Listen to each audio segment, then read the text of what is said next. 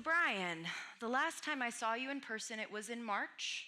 I was working on a story that became a digital cover for Fortune about you and about Anduril. We were sitting on a plane, and you said to me, oh, the Strait of Hormuz could absolutely still be blocked by Brainstorm Tech.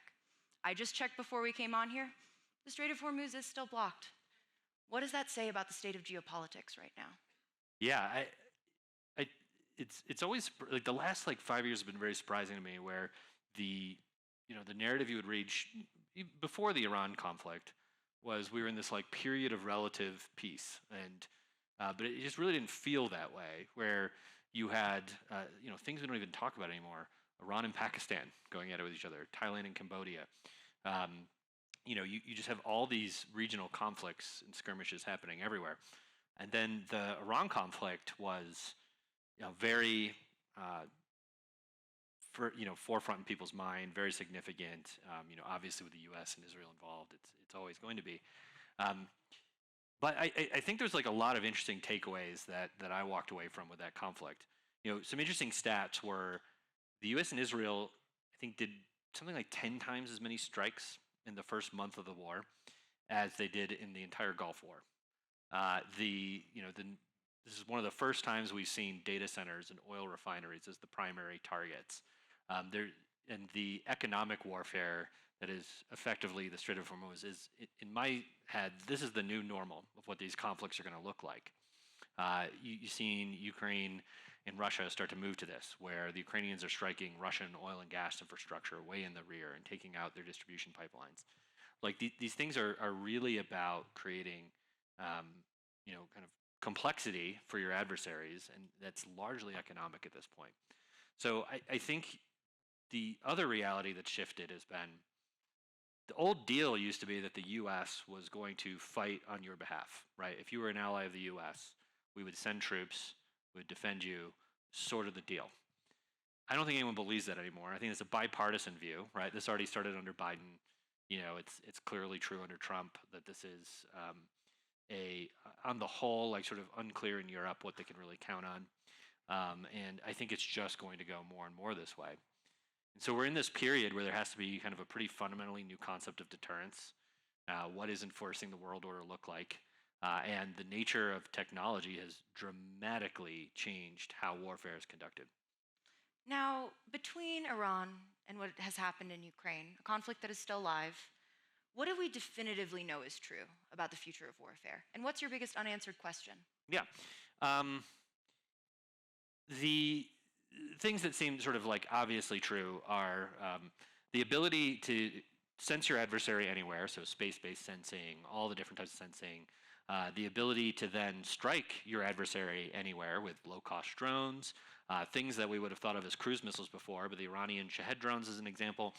That conclusion drives you down this thinking of where these high-value assets become hugely at risk, right? In the past, it was kind of attriting military assets. Now it's taking out data centers, taking out refineries, taking out all the commercial traffic. And this is sort of only going to get worse, and this massively favors the attacker. It's really hard to defend a whole country simultaneously from someone who wants to strike you at any time, at any place. There's a very hard problem. And so, those things feel sort of inevitable. There's this major change in technology where, the Tomahawk missile back in the 70s was a feat of engineering. The Shahed drones are made with, basically smuggled in parts for very low prices. So that's going to proliferate. And the ability just to create an immense amount of risk to your neighbors is huge. And so that's going to drive a very different conclusion in geopolitics, where people living in bad neighborhoods almost everywhere and are going to have to really take their defense seriously. Now, defense tech has undergone quite a change in terms of perception over the last few years. You guys just raised a $5 billion at a $61 billion valuation, 10x forward revenue multiple. But I'm seeing defense tech companies, Brian, raising 50x, 100x. Yeah. Are we in a bubble? What is going on? Yeah. My view of this is there's always, some new hottest tech, and, the danger with companies, the past record with this is very clear. The top 1, 2, performers in a category, right? So you had Uber and Lyft, right? You have Bitcoin, where you really Coinbase has kind of run away with it. The return to those two is like 90% of the return, right? The top two. That's like historically been true. I think it will be true in the future. That's sort of how it works. And so, but with every one of these, when there are successful companies, you have a lot of other companies and investors chasing that, and you get very risky behavior. And the downside for these companies is that they set expectations that, that math can make sense if you're growing 100, 200% a year. But if you're not, that is a very hard thing to earn into. And so we've been very careful, at every stage to really manage this. But it is easy to chase those valuations if you are not careful. And so I do think there is a bit of a bubble. Capital's cheap, to a certain point of view. It's like, great, if you can get capital as an advantage, go for it. But do understand the consequences for your company when you do, which is you just put your expectations through the roof of what you have to deliver on, and it's nearly impossible. Now, a lot of this run-up is happening in the secondaries market. Who here is familiar with the secondaries market? Hands in the air. Okay, quite a bit of familiarity. Shadow market for shares of private companies. One thing I heard talking to a pre-IPO broker recently was, Anduril doesn't want your money. Mm-hmm. Why is it so important to you to know who owns Anduril? Well, so on the secondary side, the bigger issue is that a lot of these secondary brokers, it's literal fraud. They are representing that they have access to equity that they People have been prosecuted by the SEC. They have been indicted for fraud. Yes. In these cases, and so the risk is you get scams being perpetuated onto people who want to be involved in it.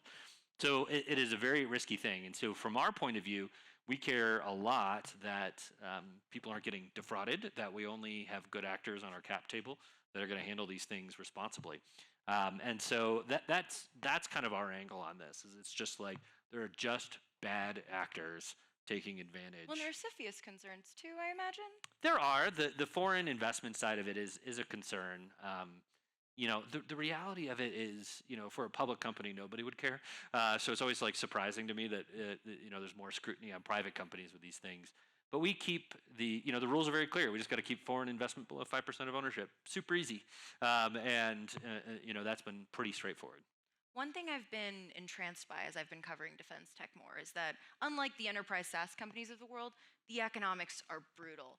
Test sites, you name it. One thing that I think we don't talk about enough is supply chain. Mm-hmm. What role does supply chain play in how you think about Anduril's growth? And can it be a hindrance? Mm-hmm.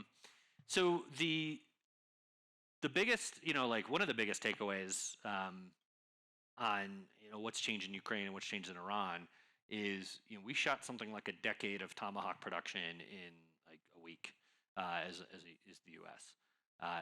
The supply of Patriots is, I think Saudi and Germany were selling them between each other because the U.S. couldn't supply them fast enough. You just have these massive issues in terms of the sheer volume of munitions that are consumed and the stockpiles that need to exist. And the historic view has been the Department of, the Pentagon has asked contractors to make exquisite Swiss watch missiles. And they did, right? Like they did. They did exactly what they were asked. But producibility was never one of these primary concerns. And so you have these very unproducible, very deep supply chain, very hard to scale products that are 2 to 4 year lead time on a lot of these weapons. So it's just, today we want to dump a lot of money into like 10xing Tomahawk production. We'll find out in 2 years if it started to work. That's a very hard problem. So you got that angle of how do I design products so they're actually producible. The other side of this is China has systematically been viewing the economic dimension in sort of this total war and national security framing where basically strategically controlling germanium, strategically controlling rare earth magnets. While they were withholding on the rare earth magnet side and doing that in the trade negotiation, they were buying up the last independent suppliers of copper film that are critical components in printed circuit boards. The U.S. blocked one of those last independents, but the European ones are now acquired by China. So they have been, as a country, systematically locking up critical parts of the supply chain with an understanding that this is kind of a huge lever on any sort of trade negotiation, but certainly when you think about how could we deter China from acting? Well, we would want to inflict some pain. It is impossible to inflict economic pain on China without catastrophic economic pain on the US. And so the leverage that they've created is immense. And so we also think about on the supply chain side, not just designing it so that we can work with scaled suppliers, shorten the lead times, but we're having to move way upstream, right? Like we're looking at, how do we secure supply of germanium years out? How can we help in the capacity development of these things?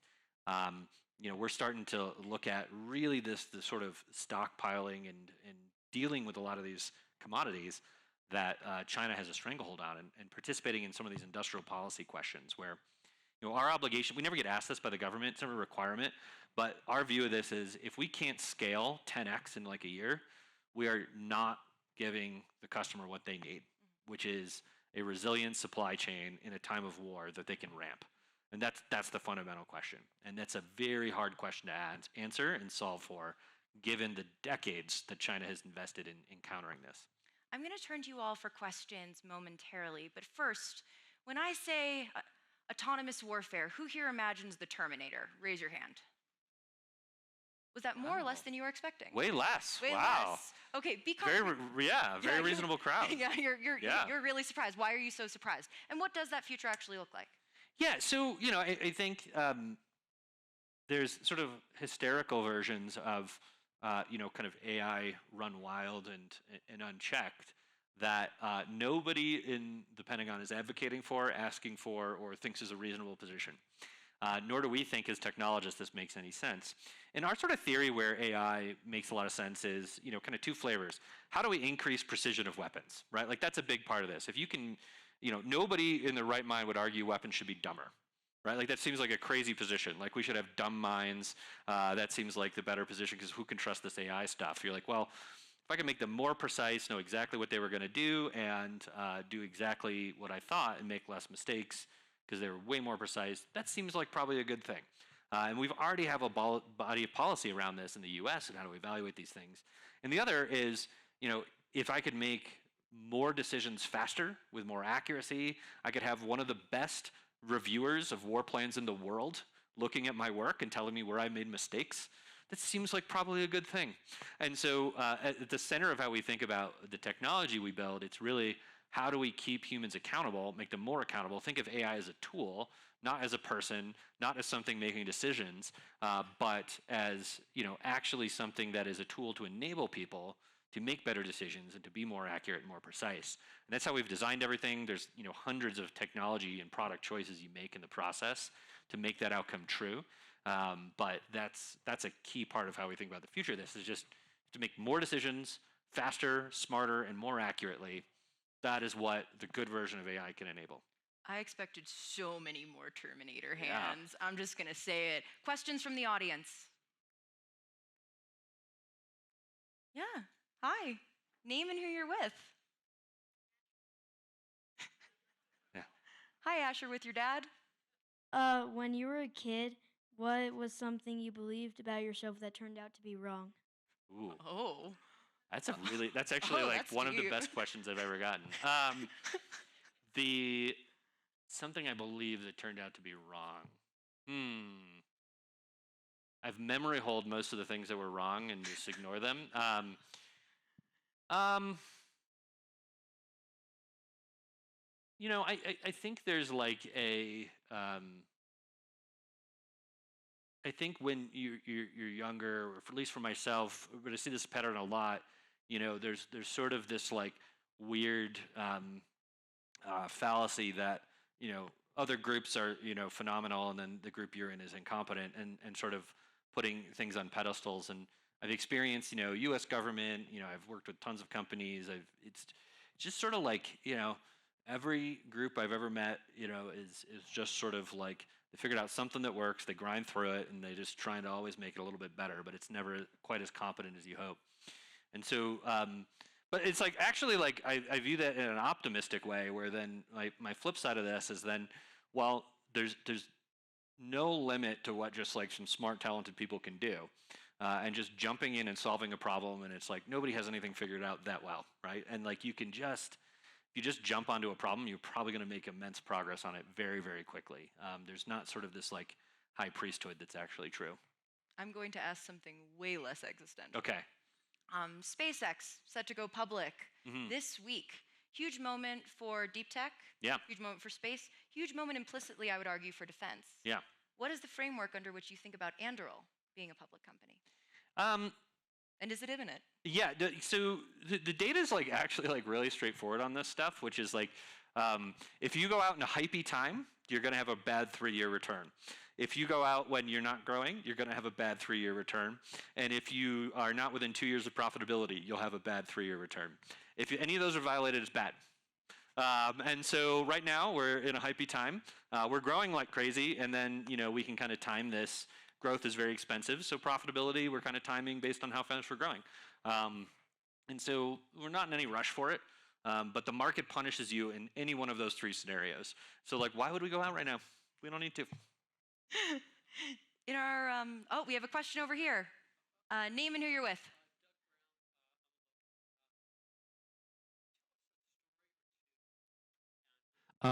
About 1 or 2 space defense technology improvements that Anduril is going to be involved with that's going to blow us away.